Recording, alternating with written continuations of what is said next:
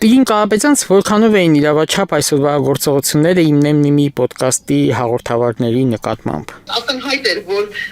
ջոկատներով գալ, խոզարկություն իրականացնել ու ինձ տարքիրա, օրինակ ինչ են փնտրում, ինչ պիտի լիներ այնտեղ, ինչը որ ուղղակի հացակնությամբ կամ տեսանյութերով հնարավոր չէր լինի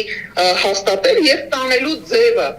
տպավորություն էր, որ իրենք հանցագործություն կատարելու պահին ձերբակալել էին մարդկանց, որոնք չգիտեն ինչ էին անում, մարդկանց էին ուղղում,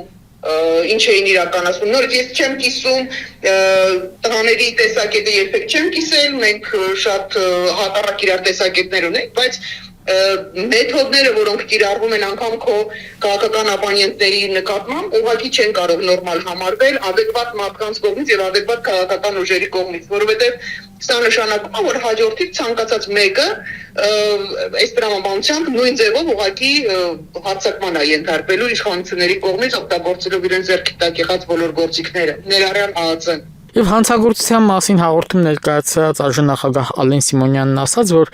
լավ է արել եւ որ հայհոյանք եւ սպառնալիքներ հնչեցնելը պետք է անպատիժ չմնան եւ հենց այդպես կարելի է կանխարգելել այնպիսի սարսափելի հանցագործություններ, ինչպիսին օրինակ Աբովյանում տեղի ունեցածն էր մի քանի օր առաջ։ Իրենց անգործությունը փորձում են բարթել հասարակության վրա, հա։ Ես ճիշտ եմ հասկանում, որ ոստիկանության անգործությունը իրենց ապելության խոսք տարածելը հիմա փորձում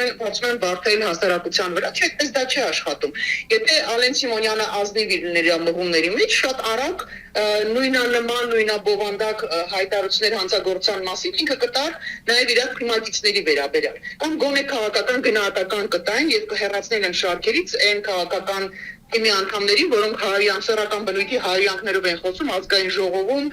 միջանցքներում, ամբիոններից ու անպարկեշտ վարքագիծ էին դրսևորում ներառյալ վարչապետին։ Եթե ինքը այդքան բանը չի արել, ուրեմն թող ձևական իրան չերևակայի։